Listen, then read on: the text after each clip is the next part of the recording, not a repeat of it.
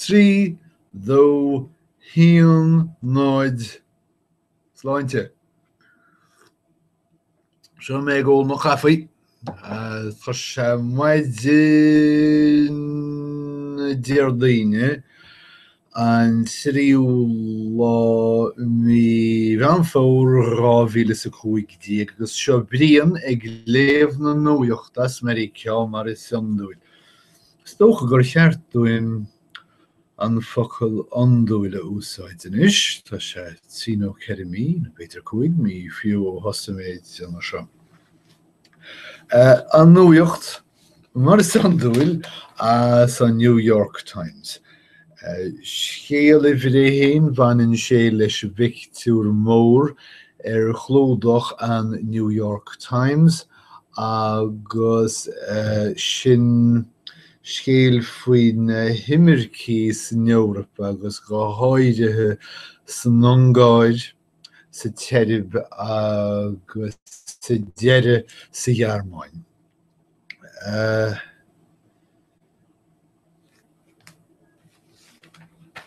Tá pictiúr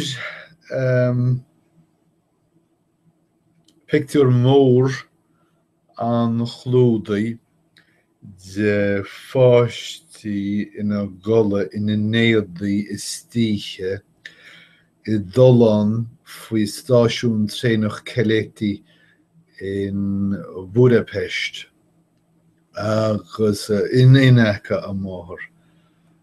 I bhreanú ráháthair, bertmháthair, neacha mé an mháthair eile ach sinné puinte an fictiúir. Tá anrial I réim sa stáisiún sin faoi láthir agus tá níl freastal ceart á dhéanamh na himircí seo. Fós I neamh agus méid rééis rionstin ceanlínte eiceáil an nuaíocht inné, tá méid an túirim go bhfuil an ghearmáin I dtí scéal níos mó den dhearchéim seo ná mar atá tuilte ag an dhearchéim. Tá an ghearmáin I gcíre na tíortha orpacha a tharraingt le chéile, Schengen steroids, agus ní éicinn an ghearmáin bhealach be eile chuna seo I dhéanamh ach feachtas poiblíochta agrú le tuispáint gur cheart policy cóhaonta ag na tíortha orpacha I le na nimirceach seo ag teachta sa Tíre a san Afghanistan agus áit san eile na chiad. Cibé, faoi láthair tá sé na leabhtháin idir na himircí sa stáisiún agus pólíní na Hungáide. Níl na pólíní gcéire forréige na úsáid I naigh na nimirceach ach níl na nimircí ag cúlú a chirid agus fágann sin na pólíní ag seaas híomh amháin mar ghár de timpeall an stáisiúin agus na himircí an taobheile géirí teacht a áil na trénachaí cheanna siad ticéad dóibh. Híomh bhaint an ceart ag na pólíní. Ní cheart rochtain a thabhairt do éonar bith na trénachaí seo go háirithe nuair nach bhfuil cead taistil ná cead inimirce ag na daoine sin ach céir deiletála déanamh. Ní céad a daoine ágáil ina gcolla na sráid na tímá. So tá rabha an dá dhiagha ó os chóir fólíní na Hungáide agus nílas acu céir becheart a dhéanamh. Idir an dálín gachúr a hagan na himmercí le chéile tá síonn sé chuigeadal. Germany, Germany, freedom, freedom. Is iompú amachchas amach seo den Gearmáin ón íomhá a bhíoga tír sin chuige bliain ó hin, agus cathe lite áirithe go bhfuil íonna agus áthas phobal na Gearmáine. Seachas bhé me leagan neamh fróchaireacht na Gearmáine tá na meáin ag tuispeint cho chraí oscailte agus atá na Gearmánaí raibh na himmercí seo as na tíre seo atá dríbleid.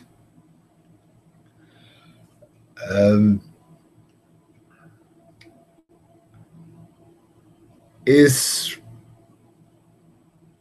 agus é seo is dócha agus muidir chaintear agus síní den saoire chunspóideach san Eorop a chosaí le géirchéim na gréige, géirchéim credmheas na gréige agus tá ag críochnú leis na himmercí seo. Agus dá chás tá an Eorop ag géirí ceannaireachta ón Gearmáin ach ag cúlú freisin.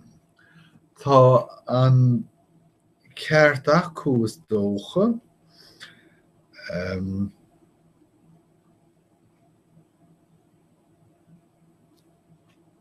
a bheith faiteach roimh an Gearmáin is eol do gach mac máthair san Eorop gur bhí an Gearmáin buchúis leis an daracha go damhna san Eorop. Cheart as a rins daine in is áirithe don cheart an Gearmáin a ligint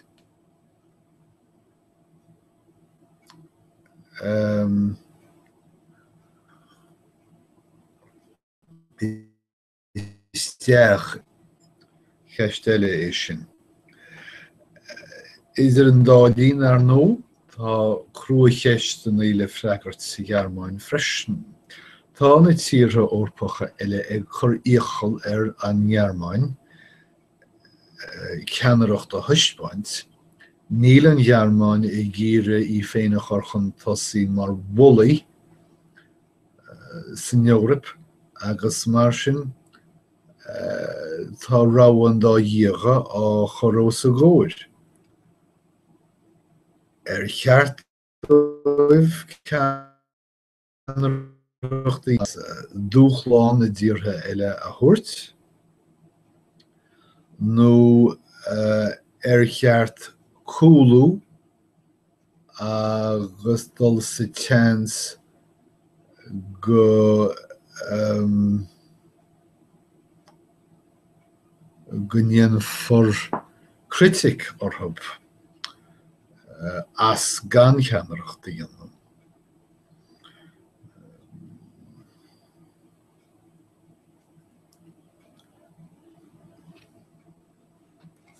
Well, tá sí damnathe dáthíomh. Lochtathe as ceannaireachta gháil nó lochtathe as an ceannaireacht sin a dúiltú. Níor bhailimsa a bheith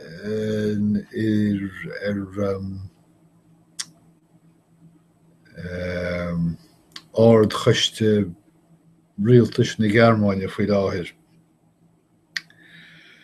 Cibé san Gearmáin í gíre chu séh agus is féidir leo na tíre eile go háirithe tíre Schengen ach na tíre eile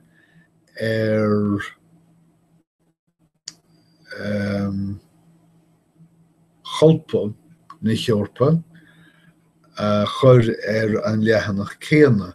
Fiú nuair nach bhfuil cléanna na tíre sin leannacht leis na réalacha.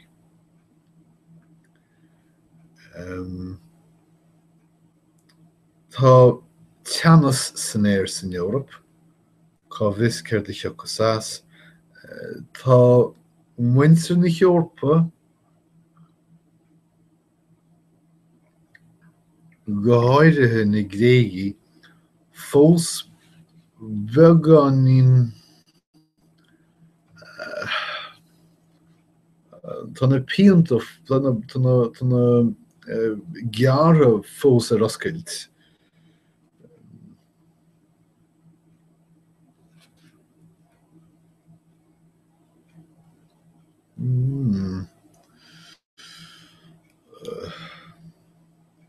Ní hééis sin an ceanna tá weim. My hands are smarting tá má lábh greadta. Ní hééis sin an focail a tá weim. Bhean nua mééis teach sa bhuaclár eile. Fechint an bhfuil éon ráha eile agan.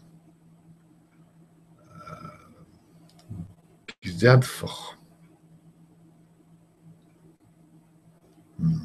Well, chaim is na rá, ní maidim an focail ach tá greadfach chraician na díre eile margheall an íochail a chur an Gearmáin an Gréig agus híre eile éon tú leis an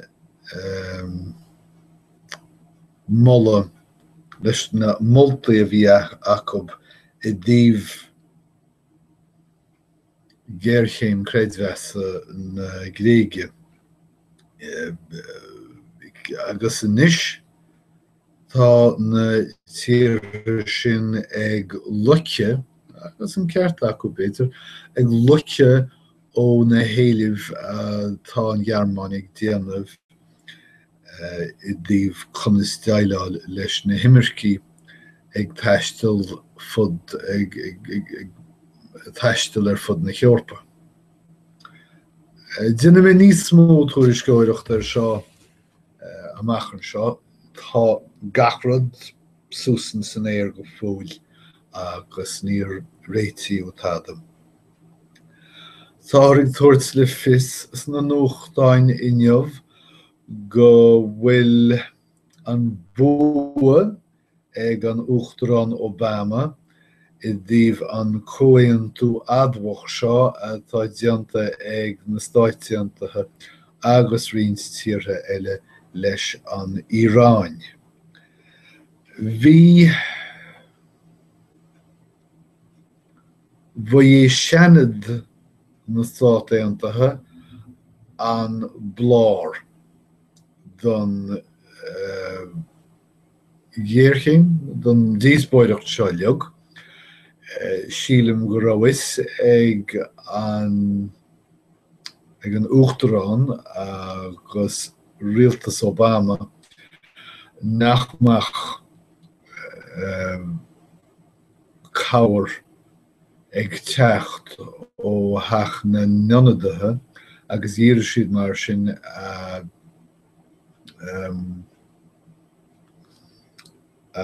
bhainneamh go léir a seanad. Ní raibh teastáil ach 100 vóta. Agus muna bhfuil dul amórm tá an seanad cáilte go heifigiúil ag na Déanlaithe ach bhí an méid sin poblachtánaí nach raibh réon le lucht na héite deise I dtíobh na Híráine go raibh rialtas Obama inán na bhótaí sin a bhailiú.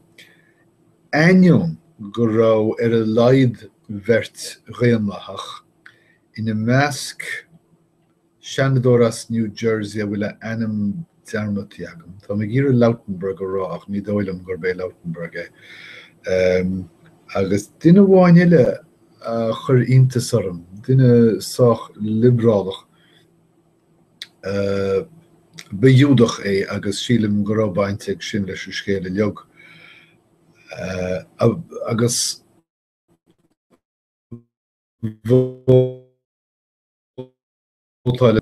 inéar bhaide chuir rialtas Obama an méid sin brú na seanadóirí tuairt le fios go raibh tíre eile chun na smachtbhánaí ina híráine ardú agus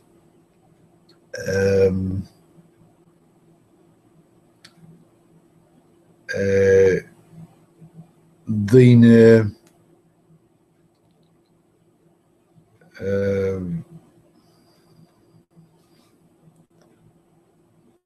le tionchar ins na stáitiantathe féin gach lá ag speisialta as effig Nancy Pelosi ráitis tacaíochta amach ó dhaoine America agus tímo ag tuairt le fios go raibh daoine amach sin daoine láidre daoine le tionchar a bhí ar son an chomhaontaithe seo. Dá rípíre nílas agam sa cén taobh ar cheart daoine teacht síos ní mailim an Iráin le arm núcleach agus ní thugann an chomhaontas seo ach fainneamh 5 bliain déag agus idir an dálín tá siad tuairt cead don Iráin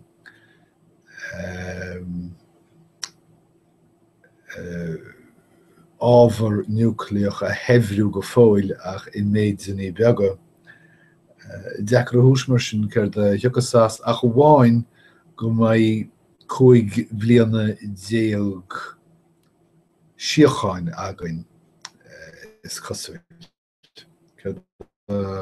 Ní sin méidir sa géine. Scéal na Uachtaránachta, scéal rás na Uachtaránachta, baineann sé an toras seo le Jeb Bush agus chomh colagach is atá sé éirithe margheall ar Donald Trump. Tá Donald Trump tar éis Jeb Bush animnú go neamh oifigiúil mar sprioc uimhir a héan nó targéad uimhir a héan. Sa siad tar éis tuairt le fios gur bé an tíorthóir fuinneamh íseal agus ní stoppaí sé den chréile agus den ghreanú gaibhúil rud atá faoi dheire ag chur uafás agus coladh ar champa Jeb Bush go léir. Tá sé gíre tuairt le fios go bhfuil sé sin Jeb Bush gíre tuairt le fios go bhfuil sé feachtasaíocht le lúcháir ina chraí ach tar éis tá gceanú seo ag chéime na lúcháire sin. Gach uair a thugann sé pleasó chuid ní bhíonn ceisteanaí ó na meáin ach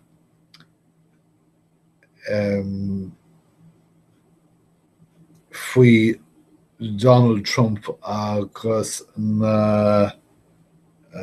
agus na maslaí is déanaí. Gach lá nó bheanann sé mar gach lá chuideann Trump fochaid éigin amach faoi Jeb Bush, faoin Spáine se labhraíonn sé, faoine ainm, faoin feachtas funne víisiil seo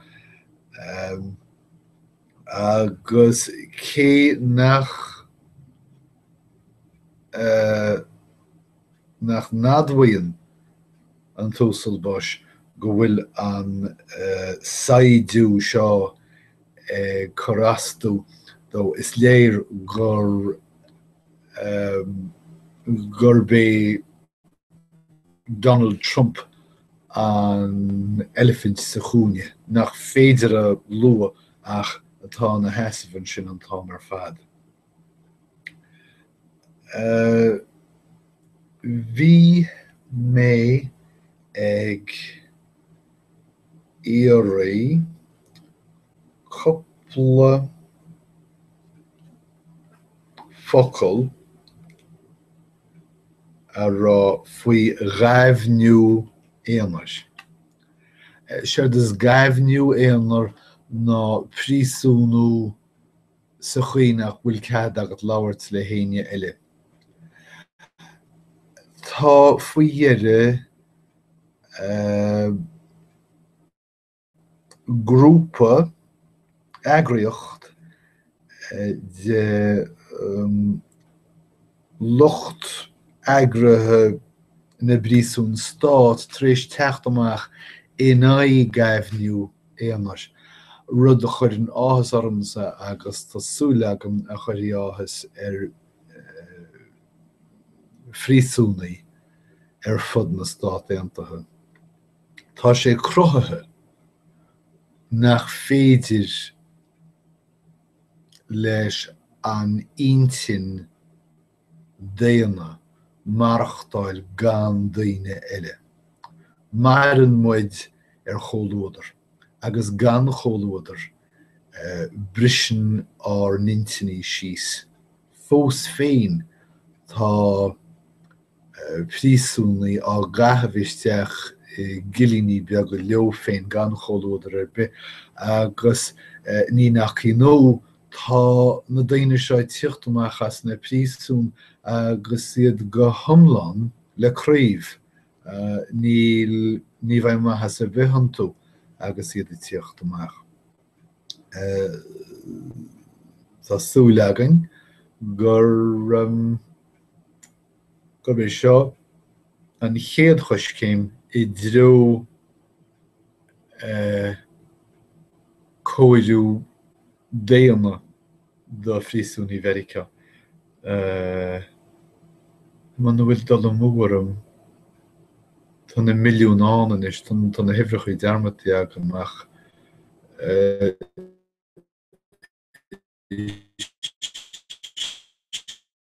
séipita is mór dam. Vis an beter go bhfuil tír nó gháile tá é séirdeach sílam gur bí sin an íirne. Cibé sin dearan na nuaíochta, brónar an ghfuil mé críochnú faoi scamal mar sin. Tá an aimsir te, tá sé na nóchuid díris neamh agus é míbh an fór ach tá bheidh sé ag ísliú ó amárach amach, tásúil againn, agus ba aimsir an óir teach isteach. Tá an déarch lifid tosaí arís, dimar na Yankees in ein Red Sox arú a réir sílam, nílas agam cí a bhua ach cór maithí sé sin go bhfuil an fórtá chuí nuair a bhíon na fórne móra ag imirtina i chéile. Sin deire an nuaíochta don láineamh tásúil agam go bhain sibh tarbh as agus tásúil agam go mbeidh muid go bóla lena chéile arís ar a bhfad. Is caiithim mé an miniuog seo oscailte arís go sciapaí sar féidir le mé róna. Sin é, agus chuir mé stop leis níos. Bíoch láma agus beidir deir a seachtainniu maith agah.